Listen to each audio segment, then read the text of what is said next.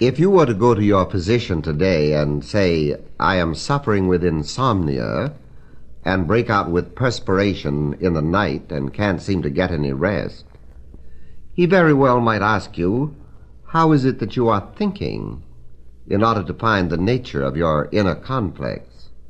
For he knows better than you do that a sleeping tablet is no answer to insomnia. So he tries to find out the reason for your restlessness, which often is some form of an inner conflict, as though the mind were trying to go in two directions at once. Today, instead of speaking of a healthy mind in a healthy body, we say that there must be a healthy mind before there can be a healthy body. Surely the mind is an unbelievable thing. Investigations now have been carried on in some universities which show that the mind reaches out into the future and can, under certain circumstances, foretell what is going to happen, just as it can reach back into the past and remember what already has happened.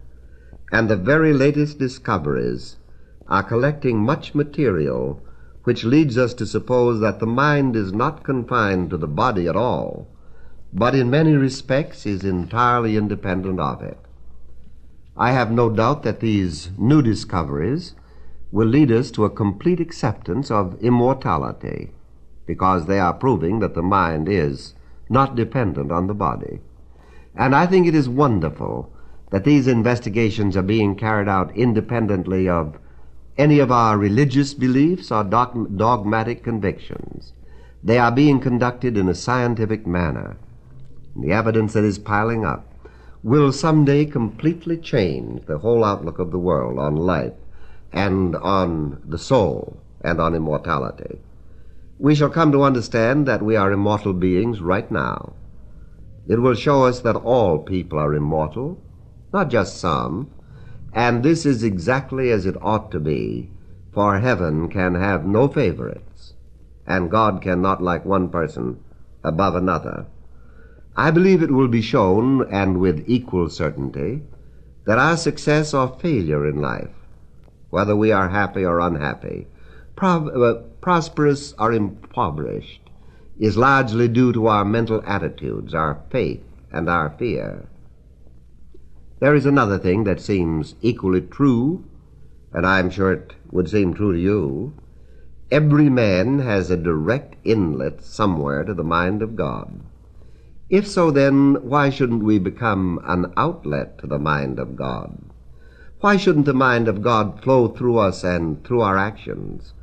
Why shouldn't divine power animate everything we do? Why shouldn't the Spirit which is present everywhere protect and guide and govern and counsel and direct us? If it has been proved that the mind can look both forward and backward, it has with equal certainty been demonstrated that eternity is God's minute of time, and God's minute of time is the time in which you and I are living right now. It stretches backward and forward, but it is always present with us in the moment in which we live. We live in an eternal hour from which we may gather as much experience, as much good or as much evil as we put into it. But what is this elusive thing we call the mind? I believe the answer to this question is very simple. It seems to me that God, the living Spirit, can be thought of as a universal mind flowing through everything, and a divine power animating everything, and an infinite energy energizing everything. The mind of God as a divine presence is so close to us that it really is our own mind. I believe there is only one mind. That mind is God. That mind is our mind now. But more than anything else, Jesus emphasized the thought that God is all there is. More than anyone else, Jesus proved what he taught. He reached out and touched God in people and in things. And as he did this, the miracle of life took place. The sick were healed, the multitude was fed, and signs and wonders followed. Everyone thought he possessed a power which others do not have, or could not gain. But he did not say this. He told us that he didn't have any power which was withheld from others. He told us that he was using a power which we all have. And I have no doubt but that our own well-being and the salvation of the world depends on an ever-increasing number of people trying to find out what Jesus was talking about, coming to believe in his claims and learning to practice the few simple thoughts that he gave us. Now, nothing can hinder us but ourselves. We can have faith if we decide to have it. We can be lovable in kindness if we really want to. We can turn away from fear and doubt if we have the will to. Now, this will to believe no one can give to us but ourselves. For how can someone else give us what we already possess?